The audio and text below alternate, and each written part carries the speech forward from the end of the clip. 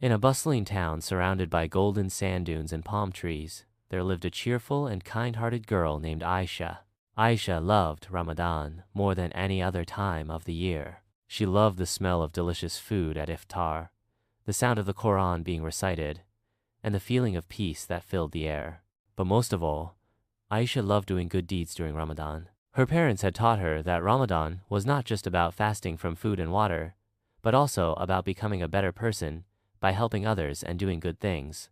One sunny afternoon, as Aisha and her mother were preparing dates and water for iftar, Aisha asked, "Ummi, why do we do so many good deeds in Ramadan? Isn't fasting enough?" Her mother smiled and said, "Fasting is very important, Aisha, but Ramadan is also a time to increase our good deeds. The Prophet Muhammad, peace be upon him, said that Ramadan is a month of mercy, forgiveness, and kindness. When we do good deeds in Ramadan, Allah multiplies our rewards and blesses us even more." Aisha's eyes sparkled with curiosity. "What kind of good deeds can I do, Ummi?" Her mother thought for a moment and said, "There are so many. You can help others, share your food, give charity, read Quran, pray extra prayers, and even just smile at someone. Every little good deed counts." Aisha decided she wanted to do as many good deeds as she could during Ramadan. She made a list in her mind and couldn't wait to start. The next day, Aisha woke up early for suhoor and noticed her little brother, Yusuf, struggling to tie his shoes. She knelt down and helped him, even though she was still sleepy. Yusuf smiled and said, "Thank you, Aisha. You're the best sister." Aisha felt a warm glow in her heart. "That's one good deed," she thought. Later that day, Aisha saw her elderly neighbor, Auntie Fatima, carrying a heavy bag of groceries. Aisha ran over and said, "Let me help you, Auntie Fatima." She carried the bag all the way to her neighbor's house.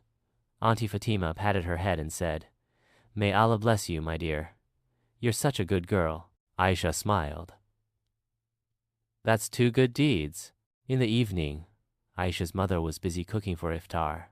Aisha asked, "Ummi, can I help you set the table?" Her mother nodded gratefully. Aisha carefully arranged the plates, cups, and spoons, making sure everything was perfect. Her mother hugged her and said, "Jazakillah khair, Aisha. You're such a big help."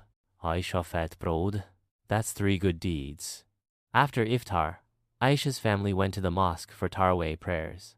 Aisha noticed a little girl sitting alone, looking sad.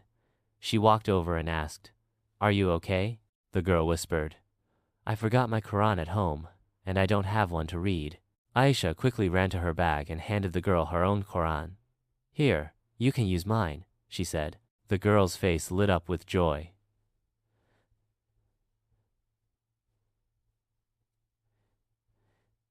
"Thank you so much," she said. Aisha felt a deep sense of happiness. That's 4 good deeds. As the days passed, Aisha continued to do good deeds.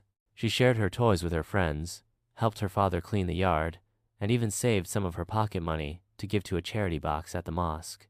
Every night before bed, she would make dua and thank Allah for giving her the chance to do so many good things. On the last night of Ramadan, Aisha's family gathered to celebrate Eid.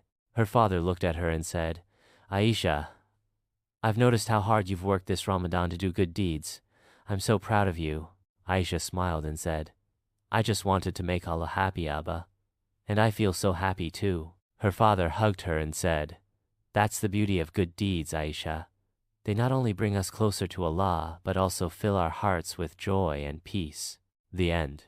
Moral of the story: Ramadan is a special time to increase our good deeds and become better Muslims.